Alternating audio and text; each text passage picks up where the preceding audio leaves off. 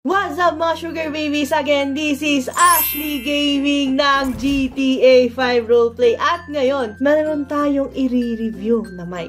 Nakikita nyo to? Naswak sa streamer, podcaster at content creator. Ito ang Fifine AM8 XLR USB microphone. So tara, reviewin natin kung sulit ba talaga tong mic na to. So, first step natin, i-unboxing natin ang mic. So as you can see, ayan, streaming recording microphone AM8 galing kay Fifine. So, yung kinuha natin is kulay black. So, again, shoutout kay Fifine. Maraming salamat sa sponsor natin. Yan. So, bubuksan na natin siya.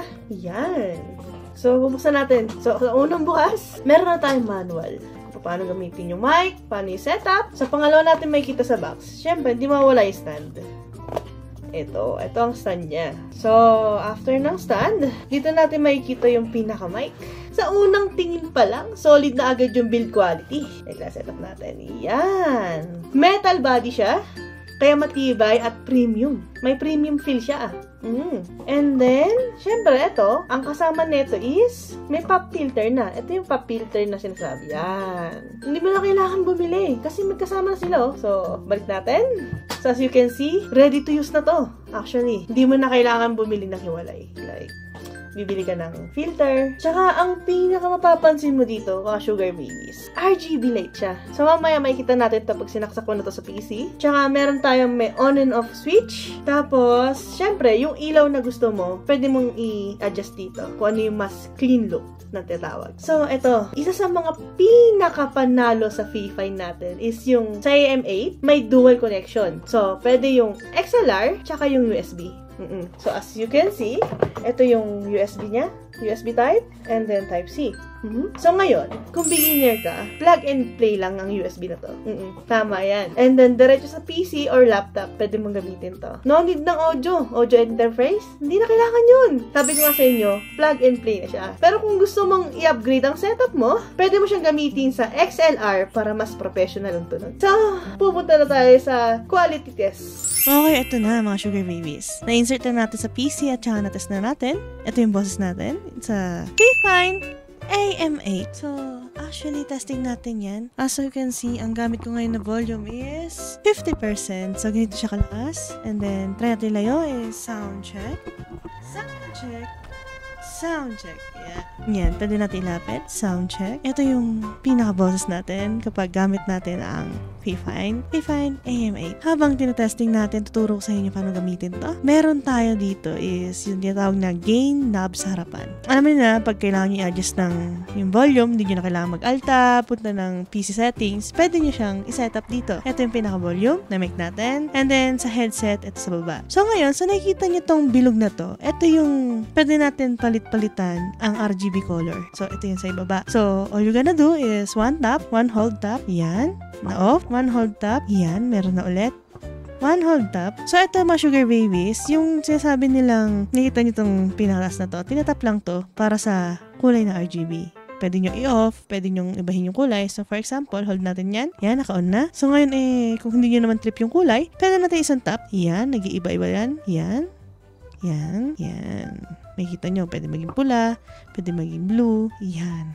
So, ngayon, ito ang maganda dito. Yung tinatawag na mute button, meron to sa likod. Tinatap din siya. So, i-rotate lang natin. As you can see, mga sugar babies, hindi pa tayo nakamute kasi kulay green. So, once na tinap ko to, mag-mute to, tulad nito.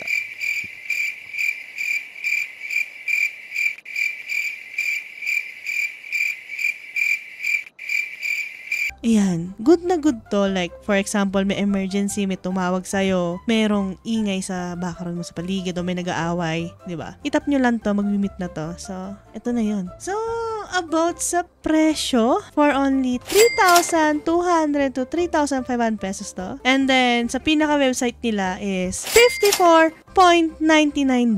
So, overall again, may professional quality sounds, durable design, at flexible connection option. Kung naghahanap ka ng mic na pwedeng sabayan ng paglago, ito na yun. Fifine AM8 yan.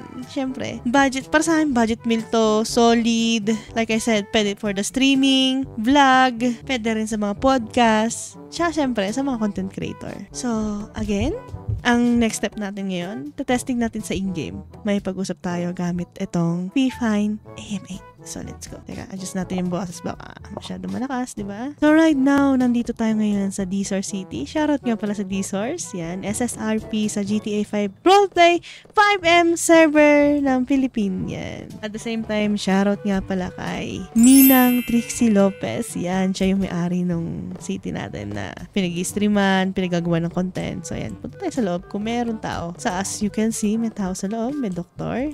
Tingin ko, sana. Tanong natin kung okay yung boses natin. Kung ano ba, may garalgal ba? Or, alam niyo na, di ba? Tingnan natin kung gaano ka-quality ang mic nito. So, ngayon, wala kasi yung mga tao dito. Wait lang Testing natin mga sugar babies.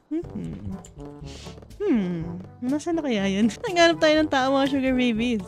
Wait lang. Gusto ko kasing makarinig ng feedback galing sa kanila kung ano yung naririnig nila sa mic na to. So, we'll see. Mukhang may tao naman dito. Sana, hopefully. So, ngayon mga sugar babies, nandito tayo ngayon sa may HP ng D-Source. Meron tayong mga katanungan sa mga citizen natin dito. So ganito po kasi, bossing. Ang tatanungin ko lang kasi is, sa tingin nyo, itong boses ko na to, may timpla ba to or puro? Sorry? What? Guys, what do you guys think? Like, I mean, malay nyo, naka-voice changer ba? O ano? Puro. Sorry, what? Puro. I think she's talking to me like Ano ba? she said Nag-rap? that, if she has a voice changer. Yeah. Yan pa. Okay. May Oh, ingay I ko sa think all natural is your voice. Natural, All yeah. natural, yeah. I would like for you to say like you need to say Baby Kendrick. Oh, Baby Oh my Kendrick. God. Yan Baka ba? talaga lang. Oh my God. And I Ayun think you ba? need if it's natural to... or not. Yeah.